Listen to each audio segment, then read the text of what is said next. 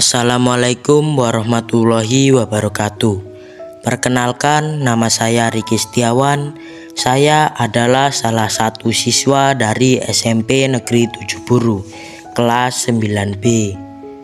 Di sini saya akan membacakan cerpen yang berjudul Pejuang karya Maria Magdalena Purnomo. Lelaki tua itu selalu suka mengenakan lencana merah putih yang disematkan di bajunya. Di mana saja berada, lencana merah putih selalu menghiasi penampilannya.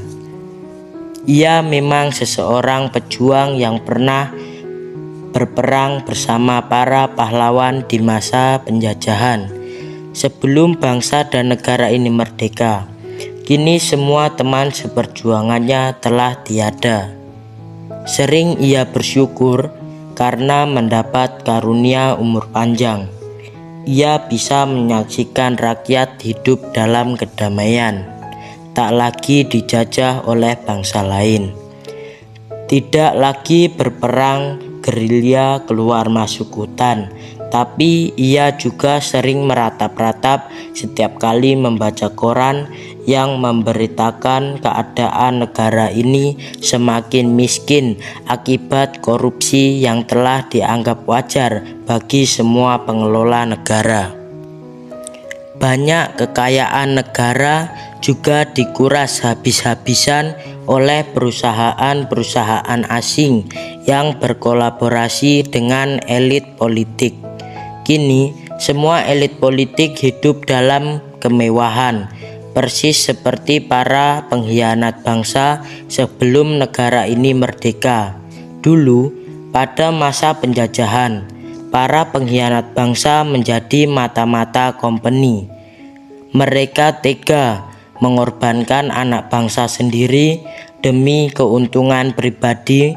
Mereka mendapat berbagai fasilitas mewah seperti rumah, mobil, dan juga perempuan-perempuan cantik. Ia tiba-tiba teringat pengalamannya membantai sejumlah pengkhianat bangsa di masa penjajahan. Saat itu ia ditugaskan oleh Jenderal Sudirman untuk membersihkan negara ini dari pengkhianat bangsa yang telah tega mengorbankan siapa saja demi keuntungan pribadi. Para pengkhianat bangsa adalah musuh yang lebih berbahaya dibandingkan kompeni. Mereka tak pantas hidup di negara sendiri. Kita harus menumpasnya sampai habis. Mereka tak mungkin bisa diajak berjuang karena sudah nyata-nyata berkhianat. Jenderal Sudirman berbisik di telinganya ketika ia ikut bergerilya di tengah hutan. Ia kemudian bergerilya di kota-kota menumpas kaum pengkhianat bangsa. Ia berjuang sendiri menumpas kaum pengkhianat bangsa dengan menyamar sebagai penjual tape singkong dan air perasan tape singkong yang bisa diminum sebagai pengganti arak atau tuak. Ia mendatangi rumah-rumah kaum pengkhianat bangsa. Banyak pengkhianat bangsa yang gemar membeli air perasan tape singkong. Dasar kaum pengkhianat bangsa, senangnya hanya mengumbar nafsu saja. Ia begitu dendam kepada kaum pengkhianat bangsa. Mereka harus ditumpas habis dengan cara apa saja.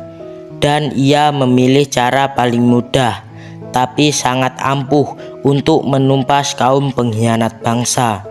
Air perasan tape singkong sengaja dibubuhi racun yang diperoleh dari seorang sahabatnya berbangsaan Tionghoa yang sangat mendukung perjuangan kemerdekaan Indonesia. Entah terbuat dari bahan apa, racun itu sangat berbahaya. Jika dicampur dengan air perasan tape singkong lalu diminum, mereka dalam waktu 2 jam setelah meminumnya, maka si peminum akan tertidur untuk selamanya. Tak ada yang tahu betapa kaum pengkhianat bangsa tewas satu persatu setelah menenggak air perasan tabe singkong yang telah dicampur dengan racun. Dokter-dokter yang menolong mereka menduga mereka mati akibat serangan jantung. Dukun-dukun yang mencoba menolong mereka menduga mereka mati akibat terkena santet.